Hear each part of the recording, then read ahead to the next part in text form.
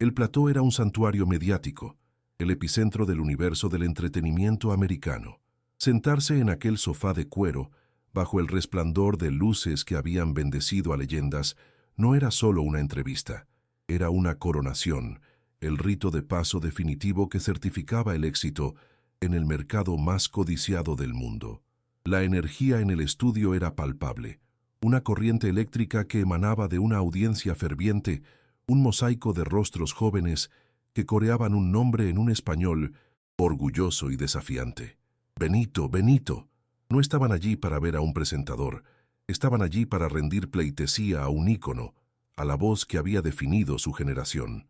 El aire vibraba con la anticipación de un momento histórico, la llegada de un rey caribeño a la corte del imperio mediático, sin saber que esa noche el rey no venía a ser validado, sino a reclamar el trono que ya le pertenecía por derecho propio. Al frente de este coliseo moderno se encontraba su anfitrión, un veterano de la televisión cuya sonrisa carismática era tan famosa como el propio programa.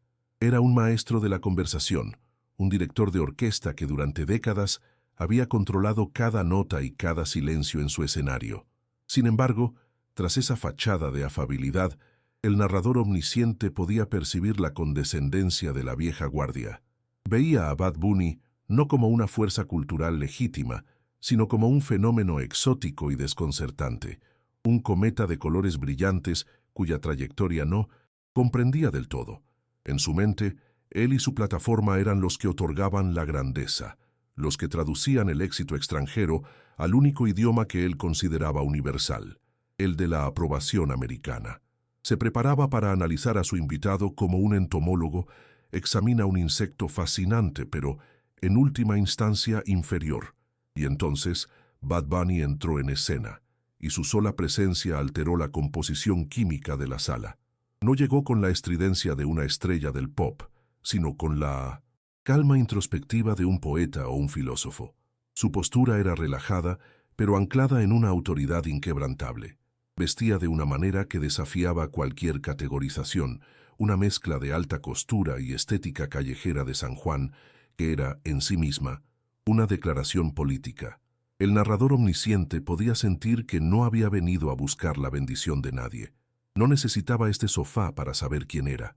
Representaba una nueva y radical reconfiguración del poder mundial, una en la que el epicentro cultural ya no emanaba de las oficinas de Nueva York o Los Ángeles, sino de las calles de Puerto Rico, un lugar que él llevaba no como un origen, sino como el centro mismo de su universo.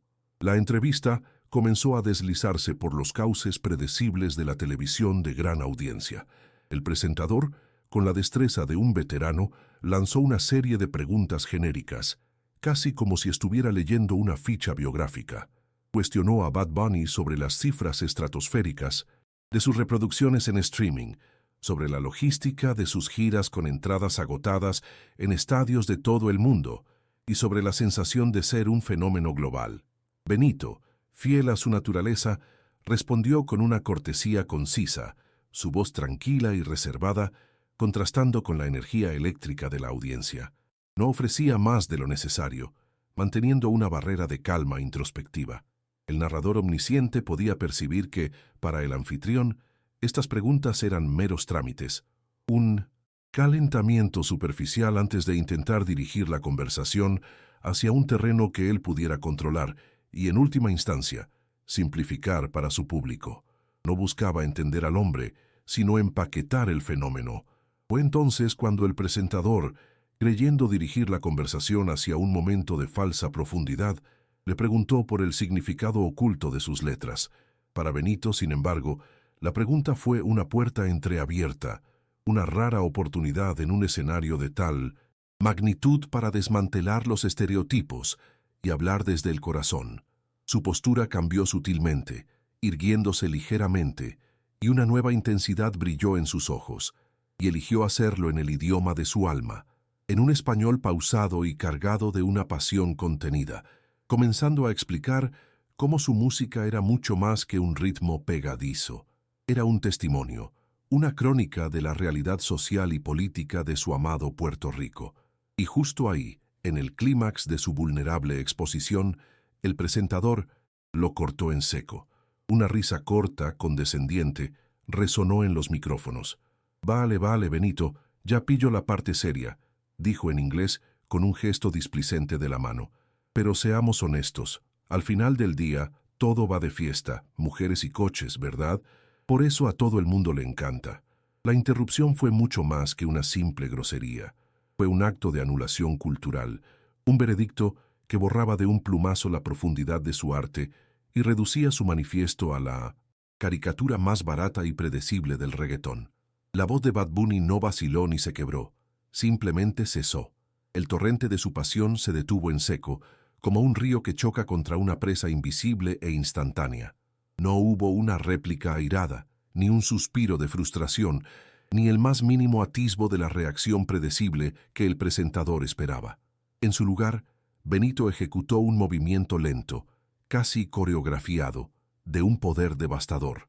Giró la cabeza, un acto deliberado que pareció durar una eternidad, hasta que sus ojos se encontraron directamente con los del anfitrión. Y entonces nada, silencio, un silencio puro, sin adulterar, que se derramó desde el escenario y ahogó el estudio en un vacío ensordecedor. La sonrisa del presentador se congeló en su rostro, una reliquia grotesca de una era que acababa de terminar un segundo antes. La risa cómplice de la audiencia se desvaneció, absorbida por este nuevo y aterrador campo de fuerza. Fueron solo 3 segundos, pero en ese lapso, el tiempo se deformó, convirtiéndose en un juicio silencioso en el que Bad Bunny, sin pronunciar una sola palabra, despojó al presentador de toda su autoridad. En esos 3 segundos, el universo del plató se invirtió por completo. El presentador, el rey indiscutible de este dominio, se vio reducido a un simple mortal, expuesto y temblando bajo la mirada impasible de su invitado. El narrador omnisciente podía sentir la oleada de pánico helado que recorría las venas del anfitrión. La humillante y tardía comprensión de que había confundido la calma de Benito con sumisión y que acababa de cometer un error de proporciones monumentales. La audiencia, ahora unida en una quietud reverencial, ya no era su cómplice. Se había convertido en el jurado silencioso de su transgresión, y su silencio era un veredicto de culpabilidad. El poder no solo había cambiado de manos, había sido revocado y reasignado sísmicamente. El silencio de Bad Bunny no fue una pausa, fue una declaración de independencia que comunicó, con más fuerza que cualquier grito, que él no estaba allí para ser definido ni tolerado, estaba allí para ser respetado, y las viejas reglas del juego acababan de ser abolidas para siempre. Cuando los 3 segundos llegaron a su fin, el universo no volvió a su estado anterior. El silencio no fue roto por una respuesta, sino por una anulación. Bad Bunny retiró su mirada del presentador con la misma lentitud deliberada con la que la había posado, pero no la devolvió a su posición original. En su lugar, en un acto de poder sin precedentes en la historia de aquel programa, giró su cuerpo entero, milímetro a milímetro, hasta que el anfitrión quedó completamente borrado de su campo de visión, relegado a la periferia de la irrelevancia. Entonces, encontró el ojo rojo y vigilante de la cámara principal. La miró fijamente, no como un invitado, sino como el único director de la escena, estableciendo una conexión íntima y directa con los millones de almas que observaban al otro lado del cristal, transformando un plató de televisión en su púlpito personal. Ignorando por completo la pregunta superficial que aún flotaba como un veneno en el aire, continuó su explicación exactamente donde la había dejado, su voz en español retomando el hilo de su pensamiento, con una calma que era casi desafiante. Como les estaba diciendo, comenzó, y la frase no se dirigió a nadie en el estudio, sino a su gente, a su público, a la diáspora global que ahora se inclinaba hacia sus pantallas. El narrador omnisciente podía sentir la magnitud de ese acto. No se dignó a reconocer la interrupción. Al hacerlo, comunicó que la opinión del presentador era tan insignificante que no merecía ni siquiera el esfuerzo de una corrección. Simplemente la había editado fuera de la realidad, continuando su narrativa como si el ladrido ignorante de un perro nunca hubiera ocurrido. Un ejercicio de control tan absoluto que dejó al anfitrión y a su equipo de producción completamente paralizados. Mi música, prosiguió, su voz ahora adquiriendo una resonancia más profunda, la de un cronista, no nace en un vacío, nace de la tierra que piso, del sol que quema en el Caribe, de las conversaciones que escucho en las calles de Vega Baja. Cada ritmo, cada palabra, es un fragmento de una realidad más grande. No es una fantasía sobre un estilo de vida inalcanzable, es un documental sonoro, es el periódico de mi gente, un espejo donde se pueden ver reflejadas nuestras alegrías, nuestras luchas, nuestras contradicciones y sobre todo nuestra inquebrantable resiliencia. No canto para que el mundo nos observe como un zoológico exótico, canto para que nosotros mismos nos reconozcamos en nuestra propia belleza y en nuestra propia fuerza. Su mirada se intensificó, como si estuviera viendo más allá de la lente, hacia el corazón mismo de su isla. Cuando hablo en mis canciones de perrear en la calle, no estoy hablando solo de una fiesta, estoy hablando de la recuperación de nuestros espacios públicos. Estoy hablando de la lucha contra la gentrificación que intenta expulsarnos de nuestras propias costas para construir hoteles de lujo para extranjeros que nunca entenderán el alma de nuestra tierra. Cada canción que celebra nuestra vida nocturna es un acto de resistencia contra un sistema colonial que durante más de un siglo ha intentado decirnos cómo debemos comportarnos, cómo debemos hablar y, en última instancia, cómo debemos sentir. Nuestra alegría es un acto político. Nuestro baile es una forma de protesta. Mientras tanto, el presentador se había convertido en una estatua de cera en su propio museo. Su sonrisa ensayada se había derretido en una mueca de pura incredulidad. El narrador omnisciente podía escuchar el zumbido de pánico en su cerebro. ¿Debía interrumpir de nuevo y reafirmar su control? ¿O debía permanecer en silencio y aceptar esta humillante usurpación de su trono? Miró desesperadamente a sus productores a través del cristal de la sala de control, pero sus rostros eran máscaras de pánico impotente. Por primera vez en 30 años de carrera, estaba completamente solo, marginado en su propio escenario, reducido a un extra en una producción que ya no dirigía. Se había convertido en un fantasma en su propia fiesta, invisible para el único hombre que ahora importaba. Bad Bunny, ajeno o indiferente a la crisis existencial del hombre a su lado, continuó su manifiesto. Algunos escuchan las palabras dinero y coches y piensan que es una celebración superficial del materialismo. No entienden que, para muchos de nosotros que venimos de abajo, de la clase trabajadora, esos no son solo objetos, son símbolos, son la prueba tangible de que pudimos torcerle el brazo al destino, de que pudimos construir un palacio con las piedras que nos lanzaron. Cuando un joven de un caserío escucha esas letras, no escucha arrogancia, escucha posibilidad, escucha que su realidad, su lenguaje y sus sueños no son una barrera para el éxito, sino la materia prima de la que está hecho. Es la validación de que nuestra cultura, la cultura de la calle, no es inferior, es la fuente. La audiencia en el estudio se había transformado. El murmullo inicial de confusión durante el silencio se había convertido en una atención reverencial. Los fans latinos en las gradas ya no gritaban, escuchaban con una intensidad casi religiosa. Las lágrimas silenciosas rodaban por las mejillas de una joven en la primera fila. Un hombre mayor asentía lentamente, con los ojos cerrados, como si estuviera escuchando un himno que había esperado toda su vida. Estaban siendo testigos de algo más que una entrevista. Estaban presenciando un acto de vindicación histórica. Su realidad, a menudo caricaturizada o ignorada por los medios de comunicación dominantes, estaba siendo articulada con una dignidad y una pasión inquebrantables en el corazón mismo del imperio, y por uno de los suyos. El presentador, en un último y patético intento por recuperar la relevancia, hizo un ligero gesto con la mano como si quisiera intervenir, pero se detuvo a medio camino. La mirada de Bad Bunny, aún fija en la cámara, era tan intensa, su comunión con su público tan absoluta, que interrumpirlo de nuevo no habría sido solo una grosería, habría sido un sacrilegio. El hombre se dio cuenta de que ya no tenía ningún poder en esa sala. Su única opción era hundirse en su asiento, encogerse bajo las luces que antes lo habían hecho parecer un gigante, y Observar cómo su programa, su legado, era redefinido en tiempo real por un joven de Puerto Rico que se negaba a jugar según sus reglas. Su rostro, antes bronceado y seguro, ahora estaba pálido y cubierto por una fina capa de sudor frío.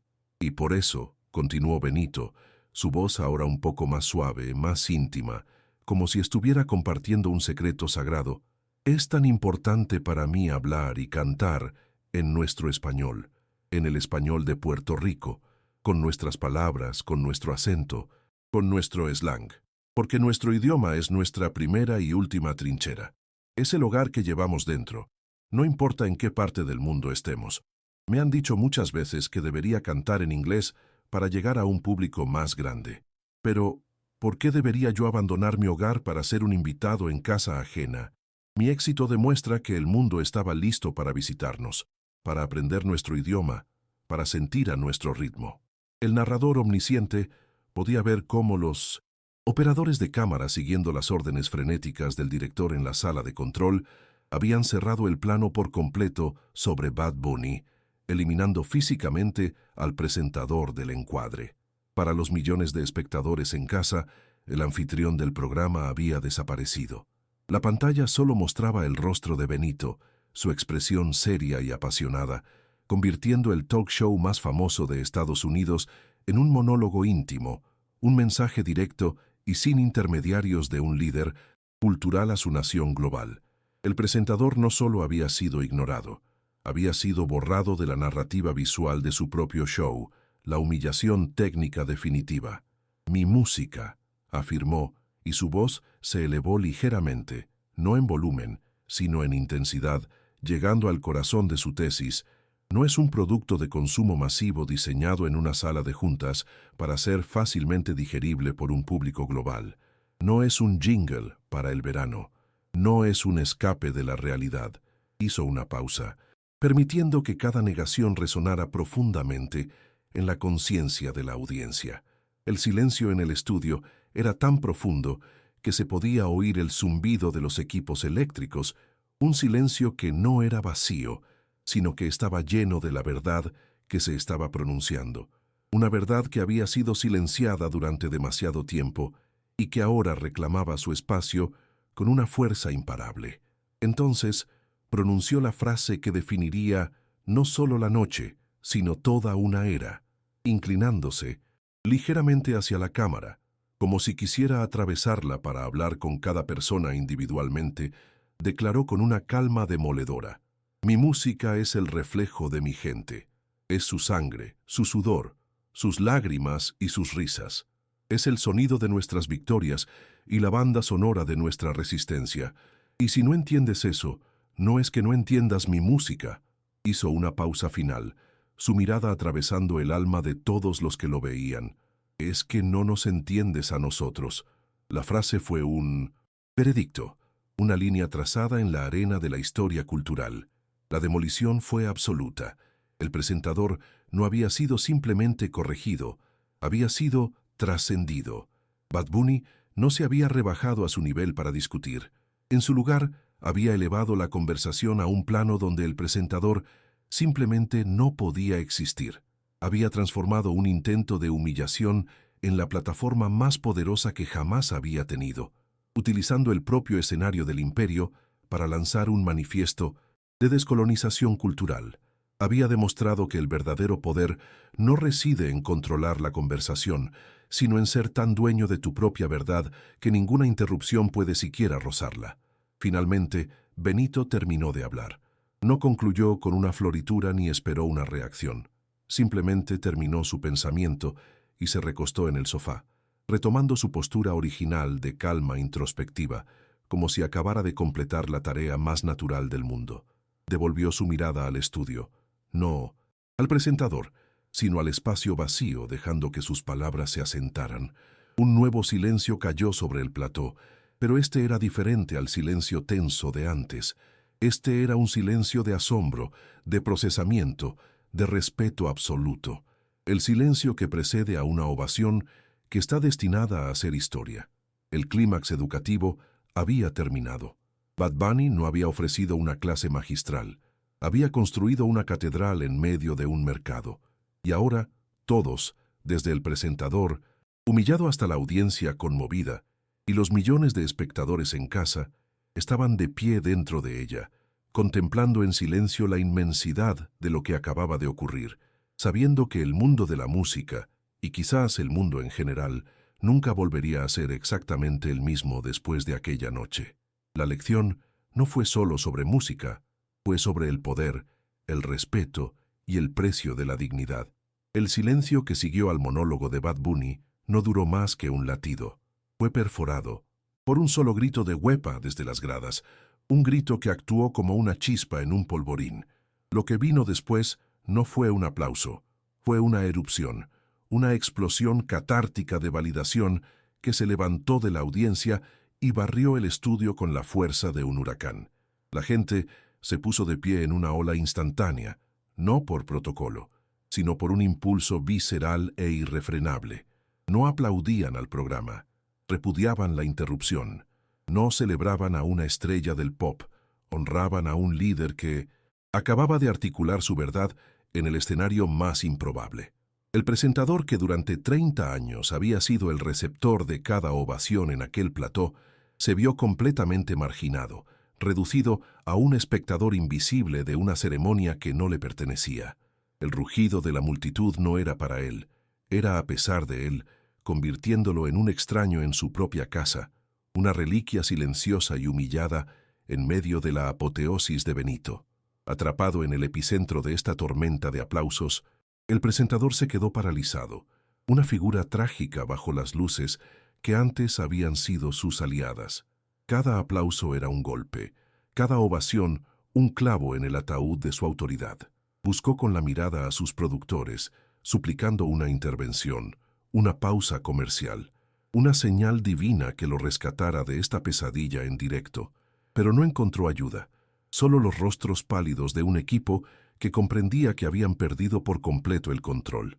La cámara permanecía fija en Bad Bunny, quien recibía el amor de su gente con una calma regia, casi como si lo hubiera esperado. El presentador se dio cuenta de que no tenía escapatoria. La dignidad inquebrantable de su invitado y la reacción visceral del público lo habían acorralado. No podía continuar como si nada, y no podía terminar el programa sin abordar su monumental falta de respeto. Era un rey desnudo en su propio castillo, y la única prenda que le quedaba para cubrirse era la humillación de una disculpa pública. Cuando la ovación finalmente amainó, no por cansancio sino por una nueva expectación, el presentador se inclinó hacia su micrófono como si pesara una tonelada. Su voz, normalmente un instrumento de control y carisma, emergió como un murmullo tembloroso, cargado de una vergüenza palpable. Yo, comenzó, y tuvo que detenerse para tragar saliva, luchando por encontrar las palabras. Pido disculpas.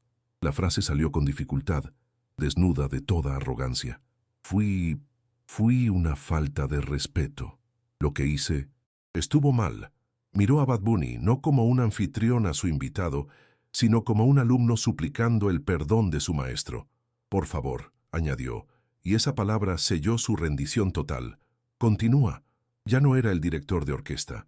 Era un músico de segunda fila pidiendo permiso para seguir tocando. Bad Bunny simplemente lo miró, ofreciendo un asentimiento casi imperceptible, un gesto que no transmitía perdón, sino una simple y fría aceptación de su capitulación. El control había sido cedido, la lección había sido aprendida. El impacto de aquella noche trascendió el ciclo de noticias de 24 horas para incrustarse de forma permanente en el léxico de la cultura digital. El clip, bautizado universalmente como Los 3 segundos de silencio, se convirtió en un artefacto viral de una potencia simbólica inaudita. No era un simple meme para el consumo rápido, se transformó en un GIF cargado de significado, un emoji no oficial de la resistencia cultural y la autovaloración. En las redes sociales, desde Tokio hasta Buenos Aires, los usuarios lo compartían para poner fin a debates absurdos, para responder a microagresiones en el lugar de trabajo, o simplemente como una declaración de principios. Se convirtió en el emblema universal para decir, no voy a malgastar mi energía en tu ignorancia. o mi identidad no está sujeta a tu aprobación. Aquellos 3 segundos de quietud se convirtieron en el grito de guerra más elocuente y atronador de una generación que había decidido que su valor intrínseco ya no era un tema negociable en ninguna mesa, sin importar cuán prestigiosa fuera.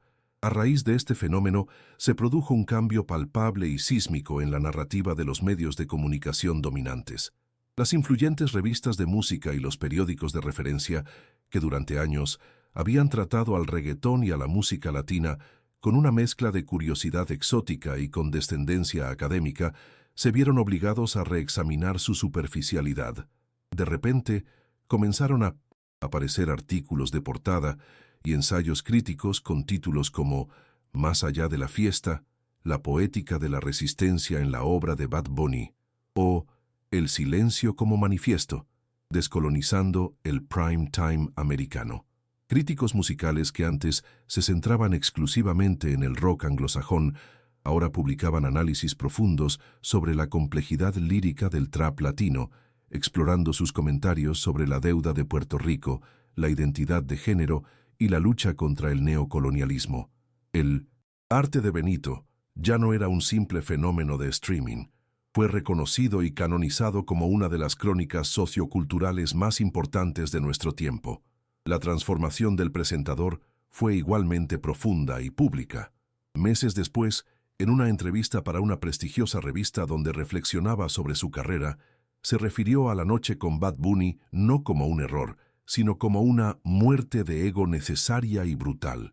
Admitió con una franqueza sorprendente que durante décadas había operado bajo la creencia arrogante de que el centro de gravedad del universo cultural residía en su estudio de Hollywood.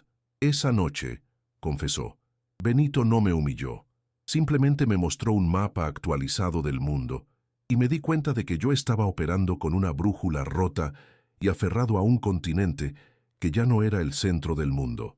Su silencio me enseñó más sobre el poder y el respeto que 30 años de hablar sin parar.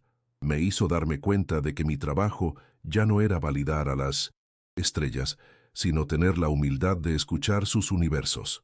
Su confesión no solo completó su arco de redención, sino que sirvió como una advertencia para toda una generación de mediadores culturales.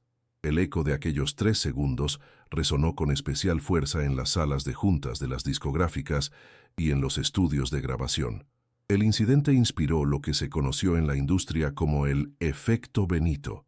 Una nueva y audaz generación de artistas de todo el mundo, desde estrellas del K-pop hasta fenómenos del Afrobeats, comenzaron a rechazar las viejas exigencias de asimilación. Se negaron a grabar versiones en inglés de sus éxitos, exigieron el control creativo total sobre su imagen y utilizaron su idioma nativo no como una barrera, sino como su principal activo de marketing. Los jóvenes artistas latinos, en particular, llegaron a las mesas de negociación armados con una nueva confianza, sabiendo que el poder ya no residía exclusivamente en el acceso al mercado americano, sino en la autenticidad de su conexión con una audiencia global que ya los entendía perfectamente. El silencio de Bad Bunny les había dado permiso para ser innegociablemente ellos mismos. Más allá del mundo del entretenimiento, el momento se inmortalizó en el ámbito académico. Los 3 segundos de silencio se convirtió en un caso de estudio obligatorio en los planes de estudio de las principales universidades del mundo, analizado en cursos de estudios de medios de comunicación, teoría postcolonial, sociología y arte de la performance. Los académicos escribieron tesis doctorales sobre cómo Bad Bunny utilizó el silencio no como una ausencia de sonido, sino como una densa forma de comunicación, un arma no verbal que deconstruyó las jerarquías de poder en tiempo real. Se enseñaba como el ejemplo perfecto de cómo un individuo, representando a un colectivo marginado, podía usurpar el control de la narrativa del poder dominante sin alzar la voz, simplemente negándose a participar en 1900, un marco discursivo que buscaba disminuirlo.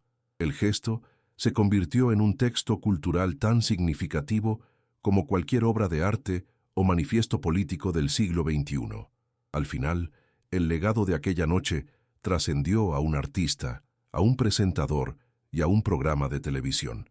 Marcó el momento simbólico en que la cultura global dejó de girar en una órbita predecible alrededor de un sol anglosajón. Fue la manifestación palpable de que el llamado Tercer Mundo ya no estaba en la periferia, sino que se había convertido en una red de nuevos centros de gravedad cultural, cada uno con su propia y poderosa fuerza. La lección final, impartida en un silencio atronador que aún resuena, fue una verdad tan antigua como profunda. El poder supremo no reside en la capacidad de controlar la conversación, sino en poseer una verdad tan inquebrantable que puede silenciar al mundo entero y obligarlo a escuchar. ¿Te ha gustado esta historia sobre la dignidad defendida con el poder del silencio? Dale un like si crees que el autorrespeto es la respuesta más fuerte a la condescendencia. Suscríbete al canal si quieres conocer más historias que no verás en los noticieros, pero que merecen ser contadas. Y cuéntanos en los comentarios, ¿alguna vez has usado el silencio para demostrar tu punto de vista en una situación difícil? ¿Cómo funcionó?